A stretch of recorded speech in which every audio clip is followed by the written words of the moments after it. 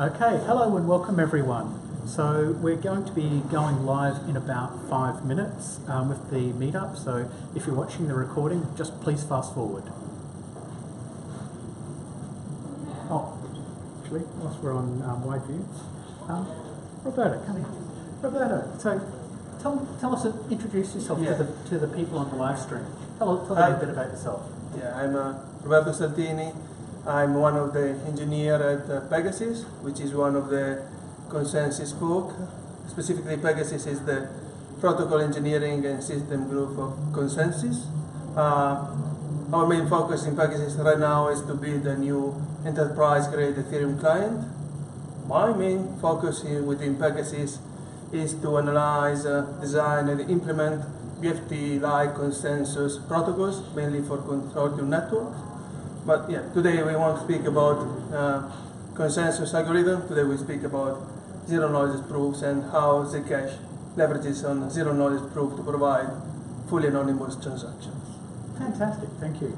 All right, we'll see you in about 5 minutes. See you soon.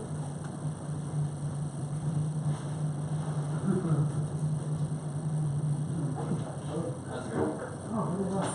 You thought? Yeah, right. Fantastic.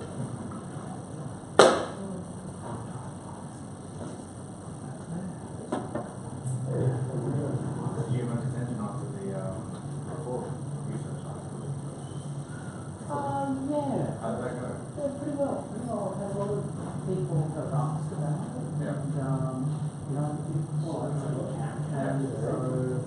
had a lot of people contact, and I had no citations yet.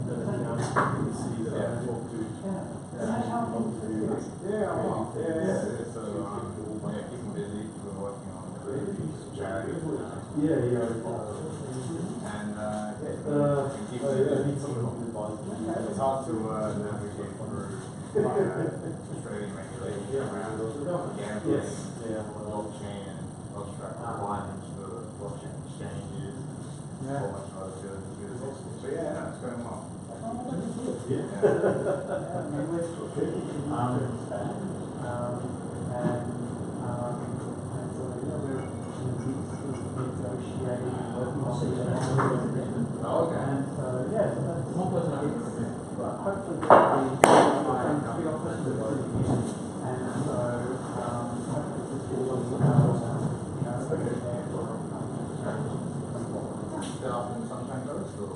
No, this is, so we're for a cost of and which is very well, and so we're going to have a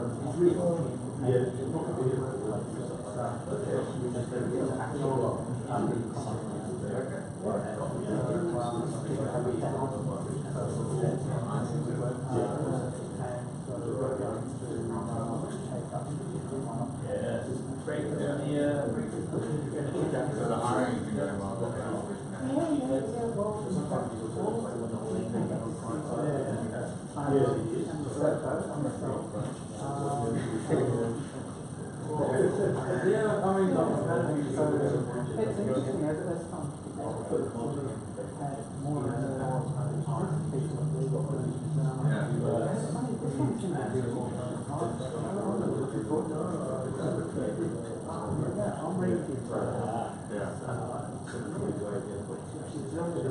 thinking about it. So,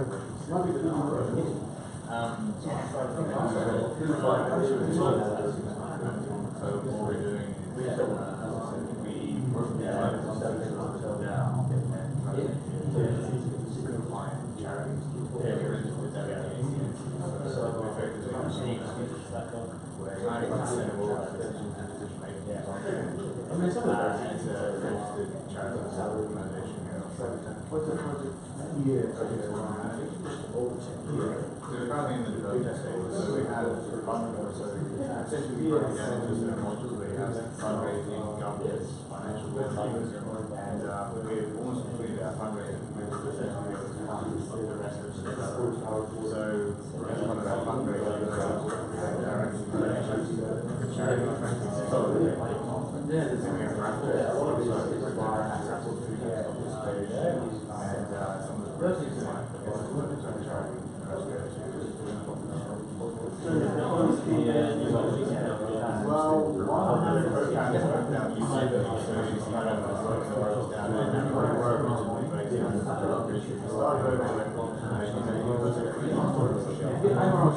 Oh, okay, yeah. So, my friend, he's just and we started off at YouTube where he was that's how we started.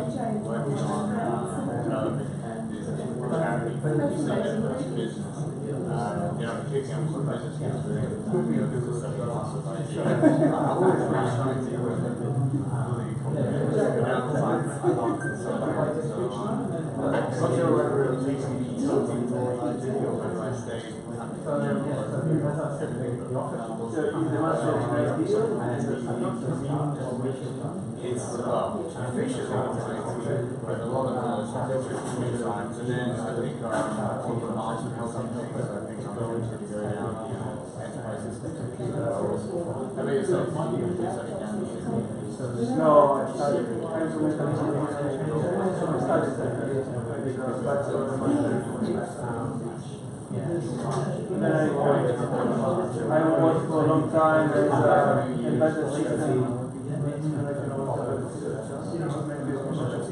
So it's very simple where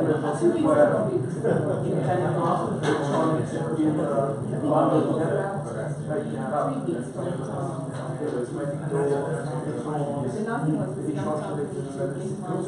There's a software running that you cannot integrate. The software is embedded. Yeah, exactly. So, when he started as a human developer, my first job was more of a project lead managing because you need interaction between software, electronics, and systems.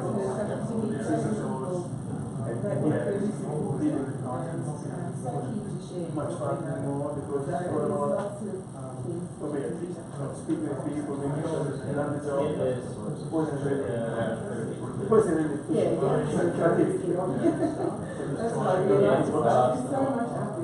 I can go back to computers. To be so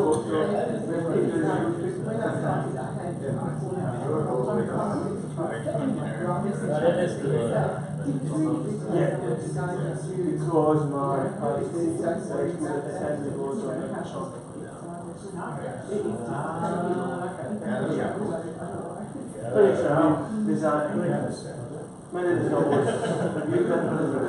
And you should introduce yourself to some other people back there as well. You should start. Okay. Yeah, so hello everyone, and over to you, Roberto. Thank you.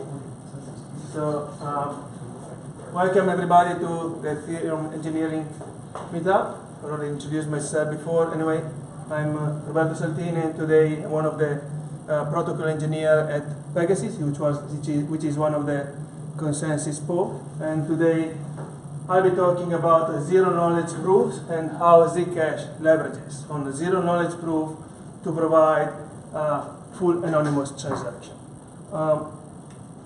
So the presentation structure. We introduced the concept of zero knowledge proof. Then we will look into commitment schemes, as commitment schemes are heavily used in the Zcash protocol. Zcash Sprout is the version 1 of the Zcash protocol. This is what we'll cover for sure. Then we have time permitting. We also cover the Zcash Sapling protocol, which is the version 2 of the Zcash protocol. And we'll also, if you have time, have an overview over zk-SNARks. And at the end of each section, we'll have a small Q&A section, so to make sure that if there are any questions, anything is unclear, it's covered before proceeding to the next section. Before starting, I'd like to acknowledge Gautam Brotra, which is one of my colleagues at Pegasus. He was an important point of reference while going through the improvement done by Sapling, and he was very helpful in identifying which are the differences between the two versions of the protocol. But let's get into it. So, zero knowledge proof of knowledge. That's what it really is. As you have, you provide the proof that you know something. So I'm very excited to introduce you Peggy the prover and Victor the verifier. And they will join us in this journey in the zero knowledge proof world. We will introduce a zero knowledge proof with a tale, which is the Alibaba cave tale taken from the book, the paper, How to Explain Zero Knowledge Proof to Your Children by Jean-Jacques. And the tale is the tale about the Alibaba cave. So the Alibaba cave is a ring-shaped cave which has a magic door at the opposite side of the entrance. The magic door can only be opened if you know the magic words. And now actually Peggy happens to know the magic words, and she tells Victor, I know the words. But you know, Victor doesn't really believe her and say, well, I don't trust you, tell me the words. I go to the door and I will check it myself if you're lying, if you're telling the truth. Well, the problem is that Peggy doesn't really want to reveal the secret words. I mean, it was hard work for her to get to know them, and she doesn't want to give them to Victor for no reasons. And so how can Peggy and Victor manage to allow Peggy to prove that she knows the words without her actually revealing them to Victor? And so Peggy and Victor have a think about it, and they come up with a very interesting protocol which allows them to solve this problem. And the protocol goes in this way. Peggy and Victor go to the cave. Victor waits outside, Peggy goes inside, and Peggy chooses to go either left or right. In this example, she chooses to go right. At that point, Victor enters the cave only at the entrance, so Victor cannot see where Peggy is. He will ask her to come out from one side, in this case it's the left side. So with this configuration, Peggy can come out from the correct side only if she knows the magic words that allow to open the door. And in this case, she responds correctly to the challenge. Well, but obviously, Peggy could be lucky. You know, like in this example, where Peggy chooses to go left, and Victor asks her to come out from the left side, and she can come out even if he didn't know the magic words. So how can Victor be sure whether she has been lucky or she actually knew the magic words?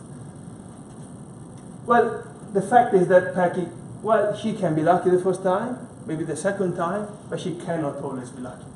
So the idea is to repeat the game over and over and over. And every time you multiply the chances, which is 50%, by 50%, and so you end up with this formula where n is the number of trials. And just to give you an example, if the number of trials is 1, obviously Peggy has 50% of the probability to be lucky.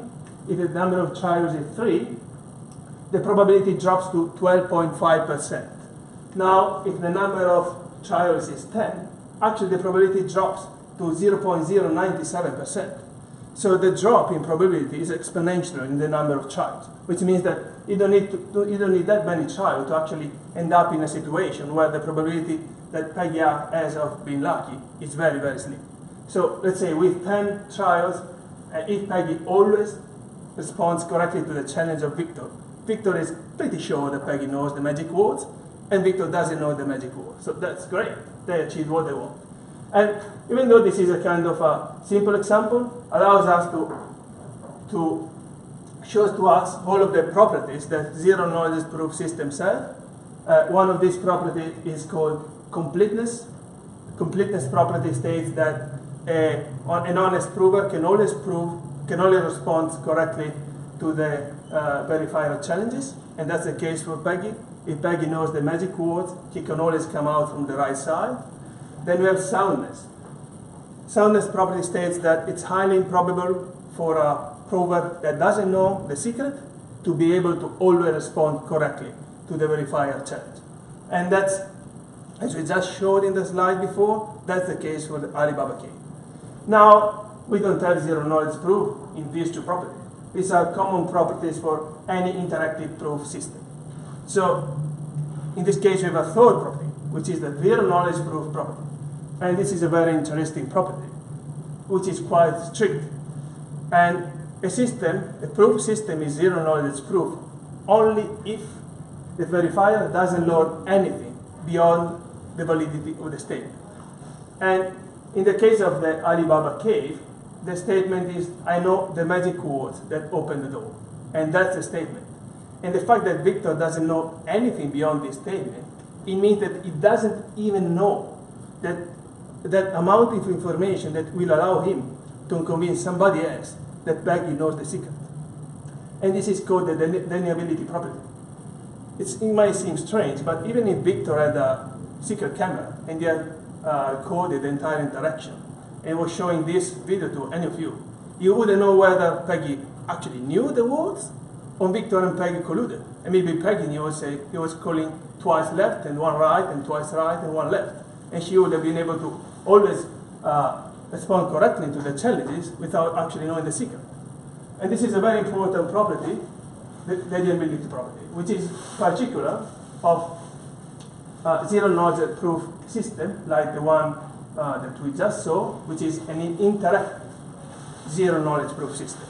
So the general structure for interactive zero knowledge proof system is that the verifier proposes a challenge to the prover responds to the challenge, the verifier verifies that the response is correct, and there is a second challenge, again, the response to the challenge, the prover verifies, and goes on and on, till the verifier is satisfied that is very, very improbable that the prover has been able to always respond correctly to the challenges without actually knowing the word. So, at the end of this interaction, the verifier says, well, I believe you, you know it.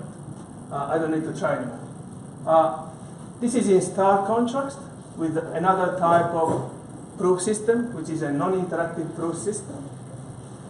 In a non-interactive proof system, we have a common setup. In this common setup, the system generates some information that is shared between the verifier and the prover.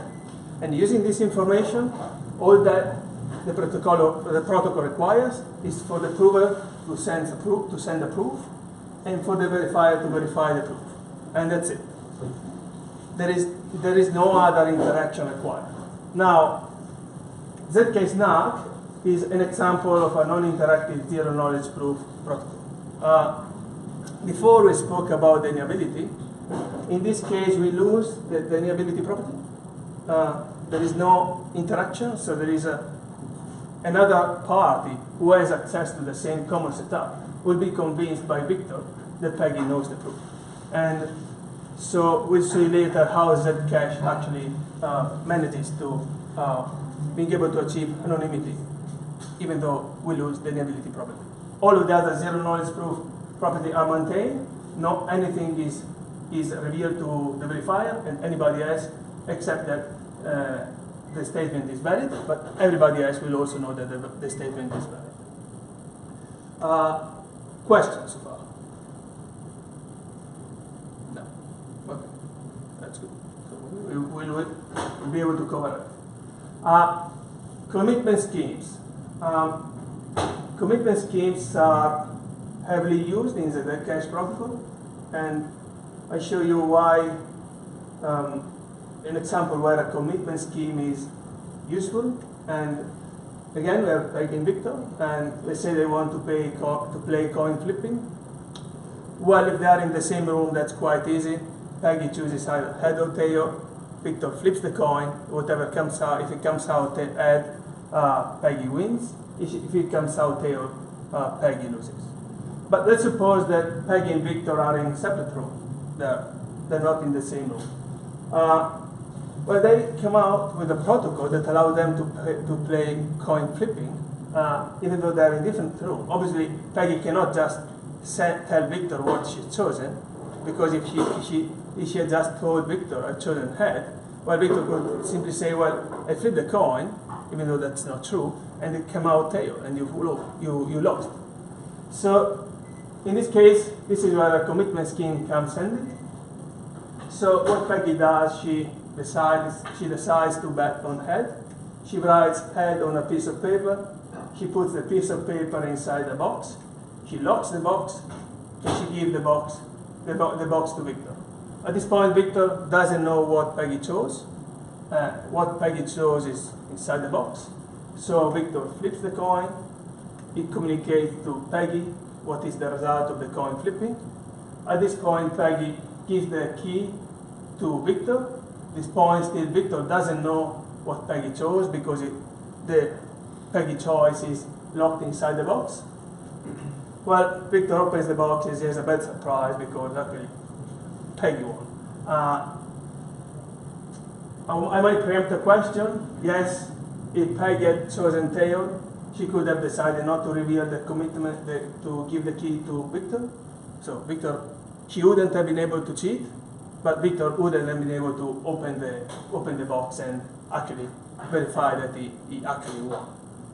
In the next slide, I will explain how this can be solved, for example, on Ethereum. So, so what we saw, we have a box, and Peggy has to send the box, maybe with Australia Post or any other way that's not very practical. We need to find a digital way to achieve the same protocol. And the way we achieve this is by using hashes. So hash is a one-way function. And specifically, Peggy chooses a random number, which is called the commitment trapdoor. She hashes her choice, which is head, with this random number, and she gives the result to Victor. Now, all that Victor has is the result of the hashing, so he doesn't know what Peggy chose. He flips the coin, he communicates the result back to Peggy, and at this point, Peggy can proceed to the review stage. At the review stage, Peggy communicates to Victor the random number, her choice. Victor runs the same computation, runs an hash on these two values, and if the result of the hash is the same value that Peggy gave to Victor at the first step, well, that means that Peggy's right. She actually chose that and she won. In the case that Peggy had chosen tail and she had lost, well, for example, in Ethereum, you could have a smart contract with a timeout function where they both stake some amount, and in this case, if Peggy doesn't reveal the opening of the commitment within a certain time, Victor is allowed to withdraw the entire amount. So this is a way around, for example, to solve this problem. We don't have this problem in Zcash, as we'll see, but I just wanted to give you an overview of how you can solve this issue, this asymmetric issue that you have generally with commitment schemes. Now, let's suppose, for example, that for some reason, we'll see later why that's important, Peggy doesn't want to reveal the commitment trapdoor. It's a secret that she doesn't want to reveal. She can use zero knowledge proof to run the protocol without actually revealing the value of the commitment trapdoor. So the protocol goes in the same way. There is a hash. Victor flips the coin, head. He communicates back what the value of the flipping was. And in the reveal stage, all that Peggy does is to provide a zero knowledge proof that she knows a random value such that hashed with head gives as a result the commitment that she gave to Victor at the first stage. In this way, she doesn't reveal R to this secret value. Victor doesn't know the value of R, and anyway, he can verify that actually Peggy had chosen head before. Any question on what you've seen so far? No, that's great. Going back to Okay, so zcash proud. Zcash proud is the version 1 of the Zcash protocol. Before diving into Zcash, we'll actually try to understand why Zcash was built. And the first question is, aren't Bitcoin or Ethereum transactions already anonymous? Well, they're actually not, they are pseudonymous. And I'll give you an example. Let's say that Alice, in case we have Alice, we have lost Peggy and Victor. From now on, we don't have Peggy and Victor anymore. We have Alice and Bob. And the reason for that is that, yeah, Alice is still the prover, but Bob is not the verifier anymore. All of the full nodes of Zcash are verifiers. So it doesn't make sense anymore to put Peggy the prover and Victor the verifier. Now we have Alice and Bob. So Alice withdraws 0.01F from a crypto exchange.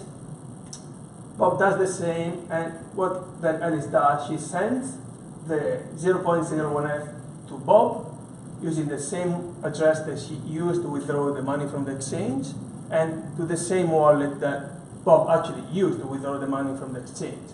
And typically, when you sign up to a crypto exchange, you need to provide your identity. So obviously, the crypto exchange in this case knows that the address 012ABCD43 is the address for Alice wallet, and the address 345DDE152 is the address for Bob's wallet. And in this case, crypto exchange can monitor the blockchain and can actually see that Alice sent 0.01F to Bob, as the crypto exchange as the knowledge of the association between Ethereum addresses and identity. Another example, let's say that we have a connection which is not encrypted. So we have an eavesdropper, and the eavesdropper that says that there are many outgoing transactions going from this machine, which has a from value 0012ABCD43, but there are no incoming transactions that have the same, or not as many. So we could actually guess that probably it's likely that this machine is connected to the Ethereum, to the Bitcoin address 012ABCD43. This, in Ethereum, the Gaussian network is encrypted, so this is less likely to happen, but still you could probably being able to build some information if all of the peers collude, and so there is still some information linkage. So how does Zcash solve this problem? Well, let's start with saying that Zcash is based on the unspent transaction output model of Bitcoin. So there's no smart contracts, at least at this stage. And transaction can be either public or shielded. Public transaction uses exactly the UTXO model of Bitcoin. The shielded transaction, I will see, use a different model. So all of the mining rewards go into the transparent value pool. You can have public value transfer inside the transparent value pool. This value transfer is not shielded, so you have the same pseudonymous property of Bitcoin or Ethereum. But in Zcash, you can move value from the transparent value pool into the shielded value pool. And transactions within the shielded value pool are fully anonymous. You don't know who sent, you don't know who the receiver is or are, and you don't know the amount. Zcash also allows to unshield transaction and move the transactions back to the transparent value pool. So we'll see this slide. We'll have a quick overview of how the Zcash how a transfer works in the Zcash protocol. So let's suppose that Alice has two Zcoin, and she wants to send 1.5 Zcoin to Bob.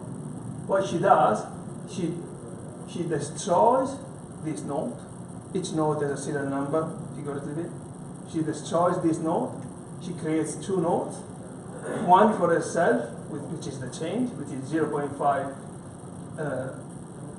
Zcash coin, and gives another new node to Bob, which is the value that she wants to transfer to Bob, which is 1.5 Zcoin. We see then how this happens, but this is the idea that it's important to have in mind. In Zcash you have nodes. All of the nodes has a serial number. Every time you transfer value, you destroy one of them and you create others. So let's start looking at how block processing works in Zcash. So this is a block. We have a node commitment Merkle tree. We'll see why. We have a nullifier set. The node commitment Merkle tree and the nullifier set are structure that are kept in I don't know, the disk or in memory by each Zcash node. So the block processing goes as follows. The header and the transactions are validated, and then each commitment in this transaction is added to the node commitment Merkle tree, and each nullifier is added to the nullifier set. And it goes in this way. And this is what happens when the block is processed. And as you can see, the header has a value which is RT, which is a pointer to the root of the node commitment Merkle tree. As we'll see shortly, these two structures are important for having hidden transaction and for avoiding double spending. But before looking at how the zero knowledge proof is built, we'll see how the transactions are processed and validated. So for each transaction, all of the nodes of the Zcash network verify, and this is a very important thing, verify that the RT, so you have an RT value inside each transaction, and you have an RT value inside the header. There are two different things. So that in the transaction processing, the node verified that the RT value inside each transaction point to a root of a node commitment Merkle tree that was part of one of the previous blocks. So each of these is actually a root of a node commitment Merkle tree that appeared in some past block in the blockchain. This is the step that prevents double spending. The nodes verify that the nullifiers, including the transactions, have not already been used. They haven't already appeared in any other transaction. And we'll see the next slide why this is important and why this prevents double spending. And then the node will verify the zero knowledge proof, which is included in the transaction. And as we discussed before, the node will add the commitments to the node commitment Merkle tree and to the nullifier set. Okay, so this is going to be a quite heavy slide. So Alice says a node. A node is a tuple. It's a cache. It's a tuple of her public key, of the value, and of a random value. This random value, roughly, is what we saw before being the commitment trapdoor. So what we saw before in the commitment schemes, we saw that Peggy was choosing a random number as commitment trapdoor that was then actually their choice. Well, these are placed roughly the same function.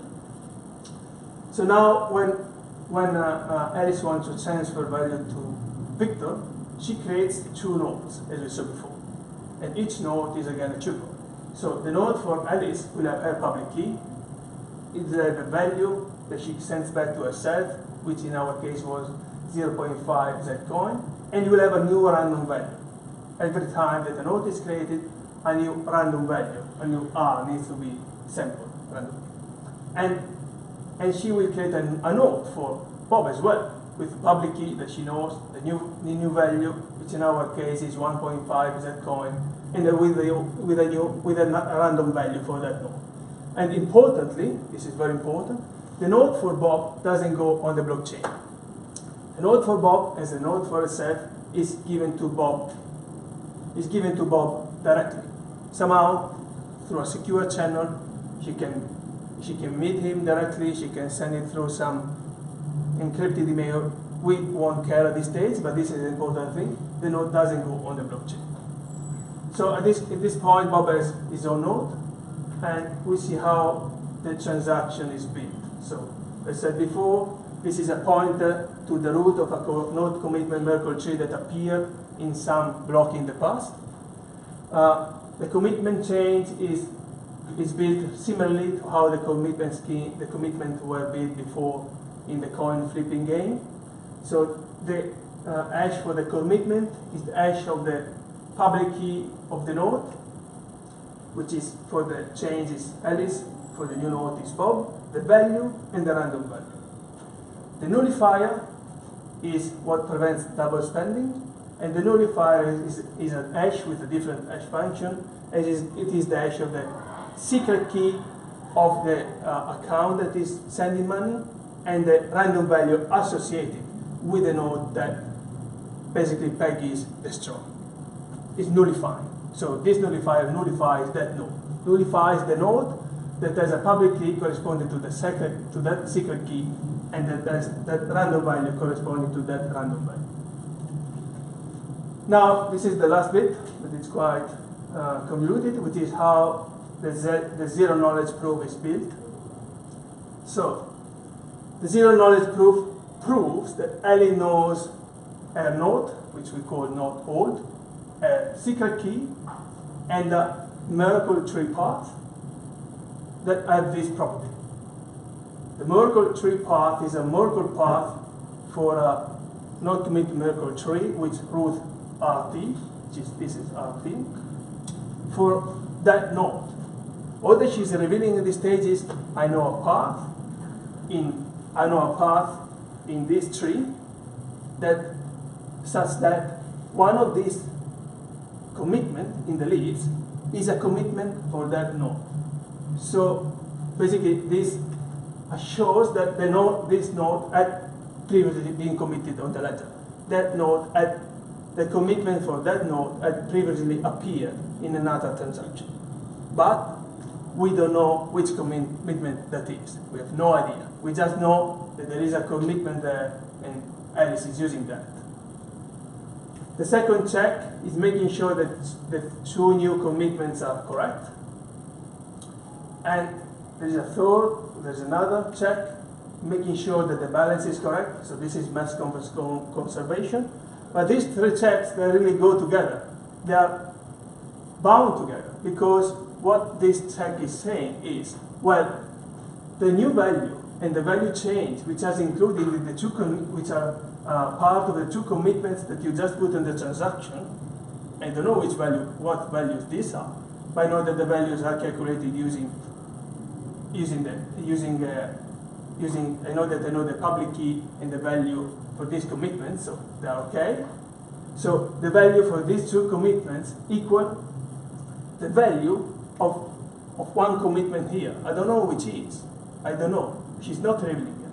All that this proof is showing is that there is mass conservation between one commitment here, we don't know which one, and the two commitments that are part of this transaction.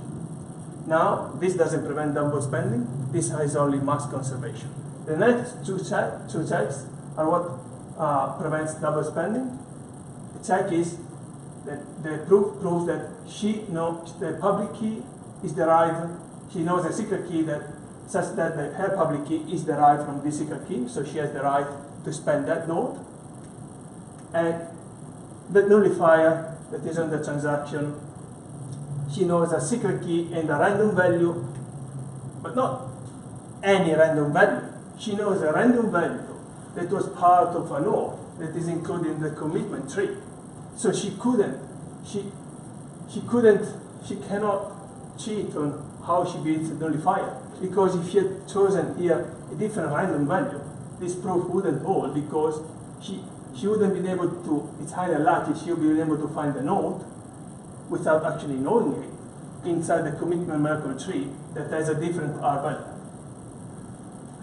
So, and as long as the nullifiers are unique, there is no double spending. Another quirk is that all of the random value must be unique. I'm not going to detail this. Zcash shows this in a specific way, but this is the important thing. Question on this one? Does it need to check that value change is positive or at least zero? So Yeah. non-negative? Yeah, that's a check should be done as well. Yeah, I didn't include it. Yeah.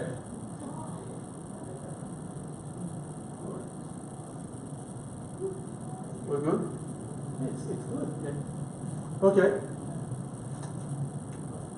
So it looks like we might actually cover Sapling in that case now. That's great. Okay. As I said before, Alice sends the note to Bob. He doesn't put the note. She doesn't put the note on the blockchain. Well, that's not very handy. To be honest, you end up having this incredible automated system, and then you end up having to send the note secretly to Bob. Zcash came up with a solution. We have more than one key. The public key and the secret key are the two keys that we've seen before that allows us to send notes and to prove that there is no double spending. The transmission key and the receiving key are the keys that are used to actually put a note on the transaction. So what Alice does, she creates the note for Bob, she encrypts it using the Bob transmission key. So this is a symmetric public-private key pair. So only Bob, only the owner of the receiving key can actually decrypt the note. So once the note goes on the blockchain, nobody else except Bob can decrypt that note. And Bob will basically decrypt the note using the receiving key, and he will have access to the note that he can then is able to spend in the same way that Alice spent a note. So that's how Zcash gets around the problem of having to send the note securely to the other party. And with this one, we close zk Sprout, and I will dive into Zcash Sapling. Now, why is this better than Sprout? Sapling uses a new elliptic curve called zap, which allows a faster and less angry zk-SNARK construction. This table shows the difference. There is a stark difference in proving time in the RAM usage. This is not the only improvement. Sapling allows to easily create unlinkable payment addresses, so say public and transmission key pair for the same spending key. Because even though Zcash is anonymous, well, if two parties, if I give my payment address to Alice and to Bob, they could collude and they know they're sending the money to the same person. They don't know anything else, but with Zcash Sprout, they could know that they're sending the money to the same address. And this is some information leakage. You don't do much with that, but with Sapling, it's easy to create a new random address every time without having to generate a new secret key. Another improvement, Sapling allows an auditor to the capability to allow an auditor to inspect received and sent transaction, and also you have the ability to scan the blockchain and retrieve all of this note that you sent. As you recall before, what we saw before is that Alice encrypts the note using Bob transmission key, which means that once the note is encrypted, she cannot recover that note by scanning the blockchain, because only the owner of the transmission key can decrypt the note, and Alice doesn't know the transmission key of Bob. But in Sapling, as we'll see before, we have more keys, and this allows us to scan the blockchain and retrieve all of the notes that we receive, all of the notes that we send. Not only Sapling has other keys which allow for limited for piece of hardware like other wallets that are limited memory to authorize a transaction. They're not used to compute the proof, but they authorize the transaction. So you can have this layer of security, which is what another wallet gives you. Other differences, you have separate proof for input and output. So as you saw in zk Sprout, you have a massive proof which bundles input and output together. In this case, you have separate proof, and the balance is actually checked using homomorphic pillars and commitments. We see when we go through zk-SNARKs what homomorphic encryption means. But anyway. So this comes to the cost or benefit of having far more keys. So on the left side is proud, on the right side is Sapling. And we look at these keys. So the payment address. The payment address is a combination of the diversifier, which is randomly chosen every time, this is what allows you to have always different payment address. And this is given to the other party when you want to receive money. Then you have the incoming GUI key. This is roughly what the receiving key was in Sprout. This allows you to decrypt all of the received nodes. Then you have the full viewing key. The full viewing key allows you to decrypt all of the nodes that you received, as well as all of the nodes that were sent. So this is one of the improvements. And then the proof authorizing key is what I discussed before. This allows devices limited in memory to authorize a spend. So, and then, well, the spending key is what is used as roughly what we saw before in Sprout 2 as part of the building of the zero knowledge one.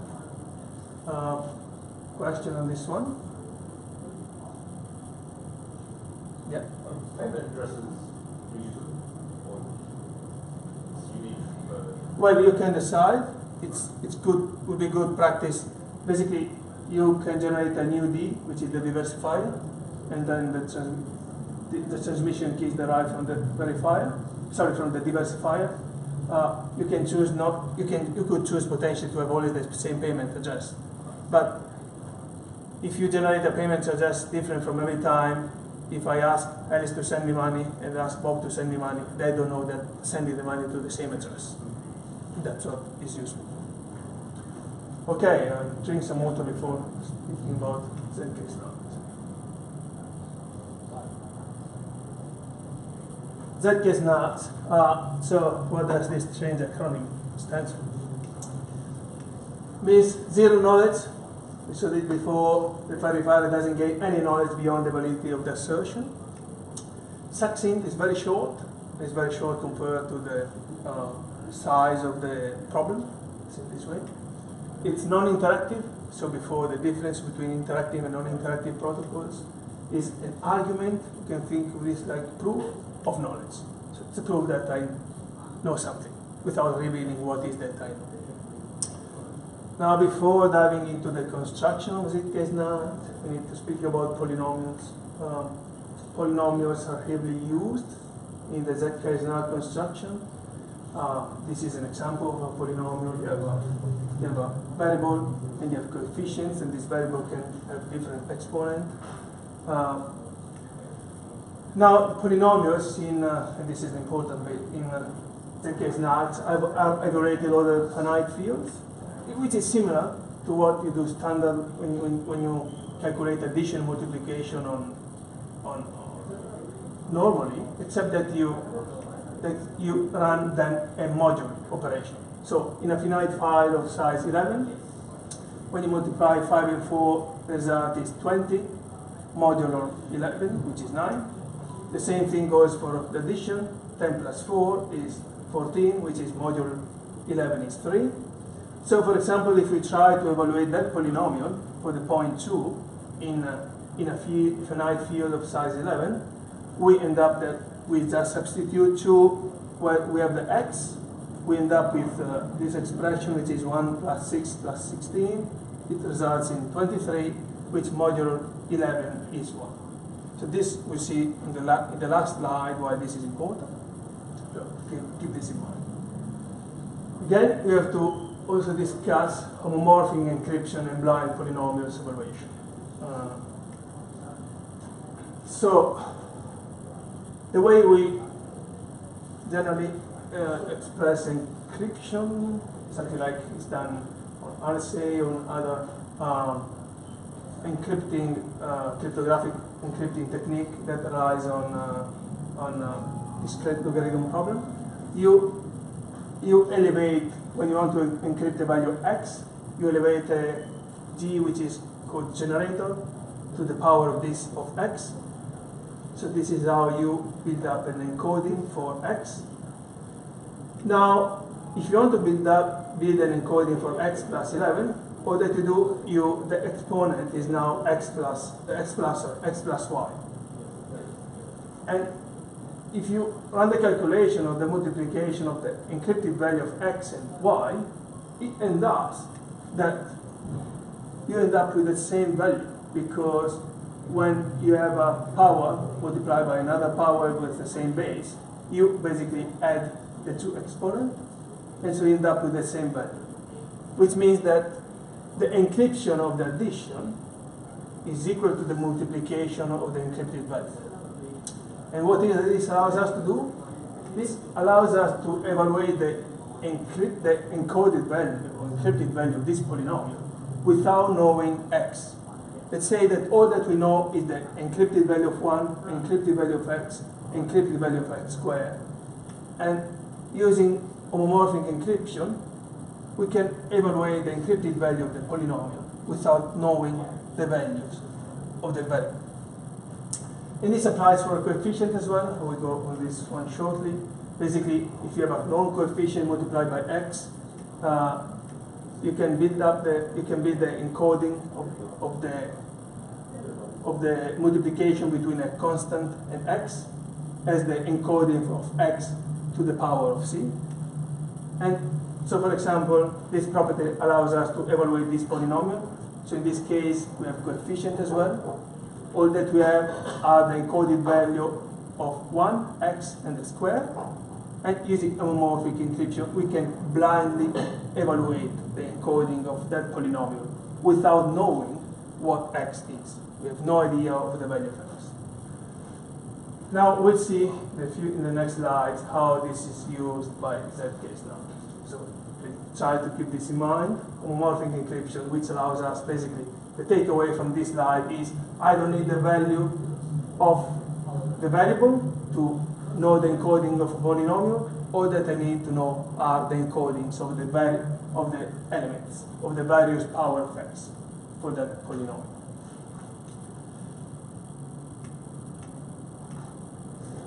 Okay. Now suppose that you have this function. You have A, B, C, and D are called is the witness, which is the secret values, and R is the public values. This function returns true if R is equal to the addition of A and B multiplied by C multiplied by D. Now, the first step in a zk-SNARK construction is to derive an arithmetic circuit from this one. This derivation is quite simple. You have gates, you have addition and multiplication gates, and as you can see, the addition between A and B is represented in this tree, and the result is then multiplied by the multiplication of C and D. IB, also these values matches what you have in this expression. There is an added value which is IB, which is an internal value for the arithmetic circuit. So all of the other values are taken for this expression except for IB. We see the role of IB shortly. The next step, which is non-intuitive one at all, and it was one of the main breakthroughs. It was a paper in 2012, I think, showed how you can actually build what is called a quadratic arithmetic program from that arithmetic circuit, and so that's where polynomials come into play in that case now. Basically, there is the way this translation is done is quite convoluted, and I'm not going to detail of it. Believe me. This is the derivation, the quadratic arithmetic program, which is a polynomial of that arithmetic circuit. Now, let's suppose that we want to build a proof that so that Alice can use to show that she knows A, B, C, and D, such that the addition of A and B multiplied by C and multiplied by D results in 6. What you have to do is to replace R, which is here, with the result, which is 6, and you come up with this QAP, quadratic arithmetic program, which will allow Alice to prove that she knows A, B, C, and D, such that A plus B multiplied by C multiplied by D results in 6, without revealing A, B, C, and D. the standard form for QAP, for quadratic arithmetic program, identifies these terms as V, this as W, this as Y, and that one as T, which is the target polynomial. The idea is that this represents the terms that are on the left of multiplication gates.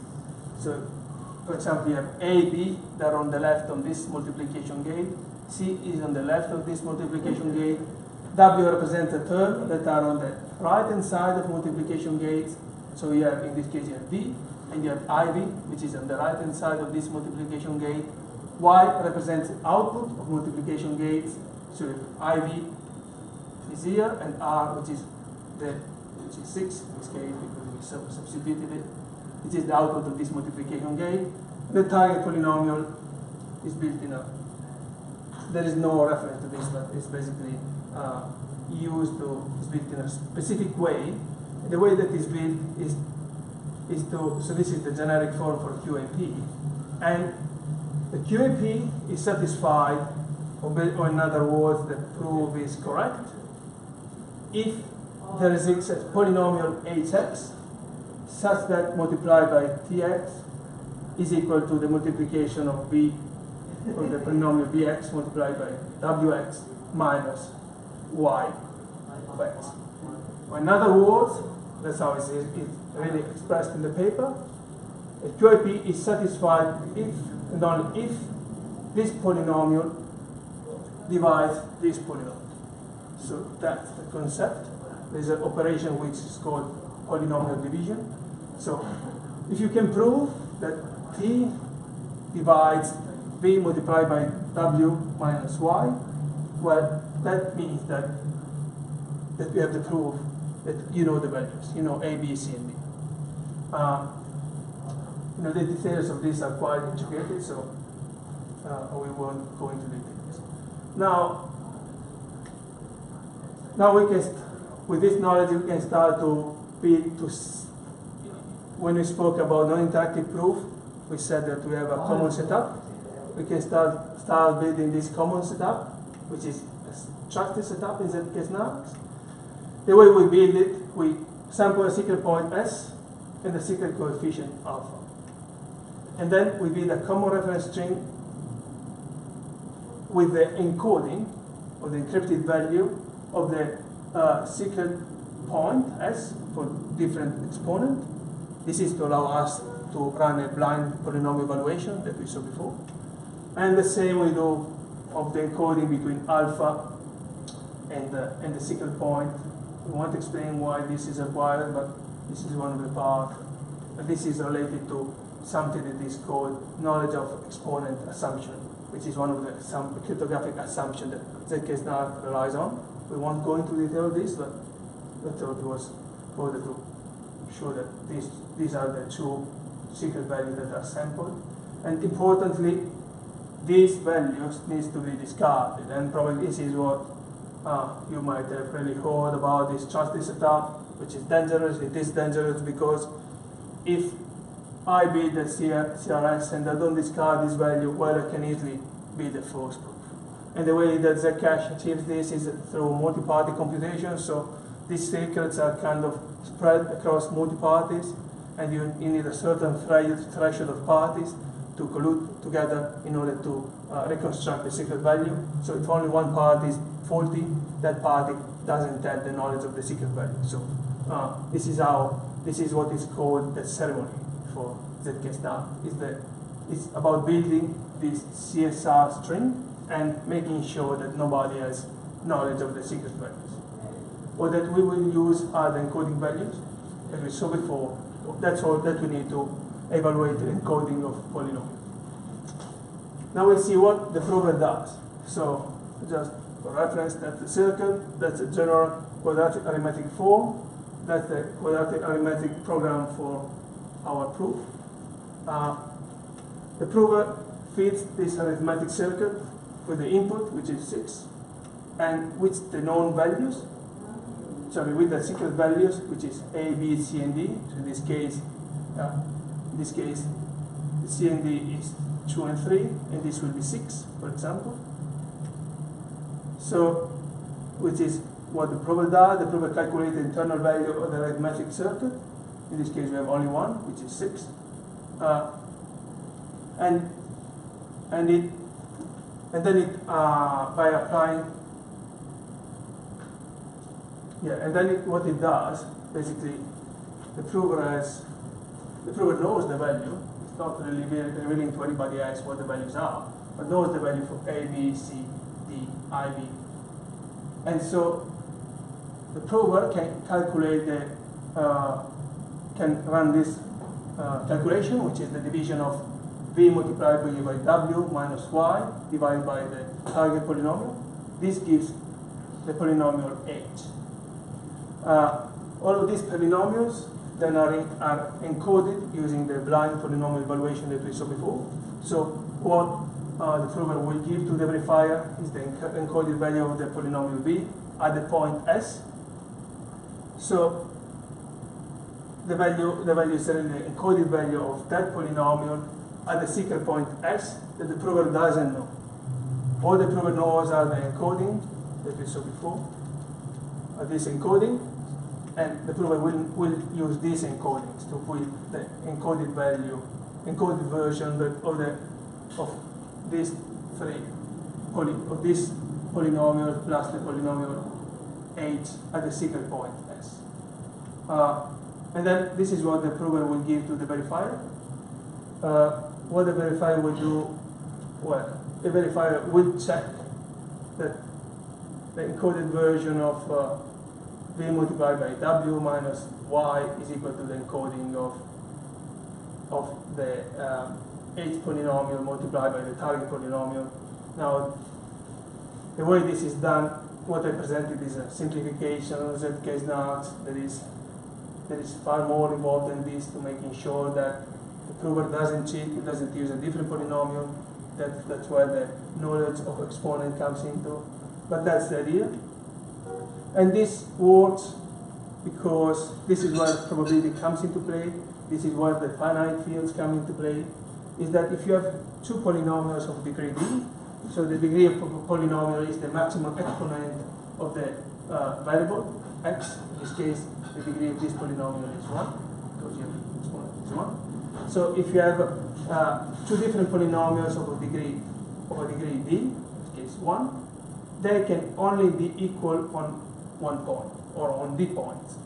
And if you have a field of P point, and you have two different polynomials, well, if you're unlucky, you could pick one of these D points where they're equal, but the probability is only D over P, where P is the size of the finite field.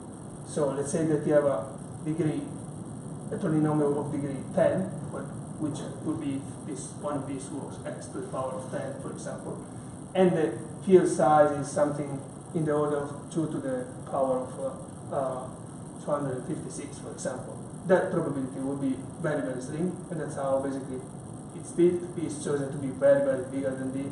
So the resulting probability is negligible, and this is what we saw initially with the cave. With the cave, we saw that the probability of the prover being able to cheat the verifier is slim, and this is how this is achieved in zk-SNARK.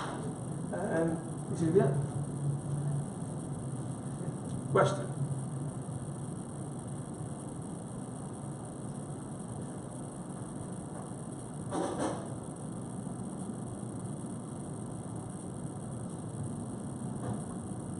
Yeah? Could you wind back your definition of QA?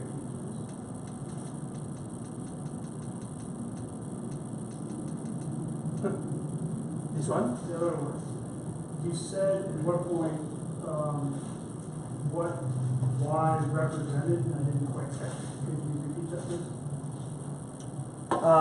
Yeah, so the V polynomial kind of represents the wires that are on the left of the multiplication gates. The W polynomial represents the values that are, or the coefficients that are on the right leaves of multiplication gates. So in that case, you have A, B, and C.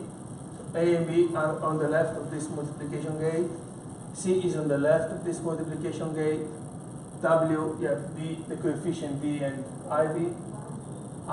D is on the right of this multiplication gate. IB is on the right of this one. And Y is the output. So IB is the output of this multiplication gate. And R is the output of this multiplication gate. Anyway, it's not exhaustive explanation, and the paper shows why that's the case. Then the 6 in Y comes from R, right? Yeah, because we decided we want to build a proof that allows us to show that we know A, B, C, and D, such that the addition of A and B multiplied by C and D gives 6.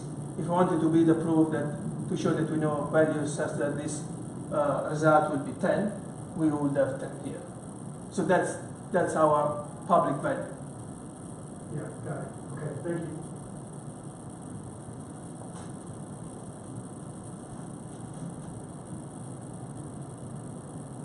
Anyway, I think that's been fantastic, and I think we've all learnt a lot.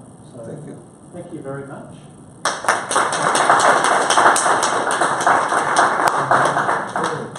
And thank you for coming up from Sydney. That is really good. All right, cool. And I'll here.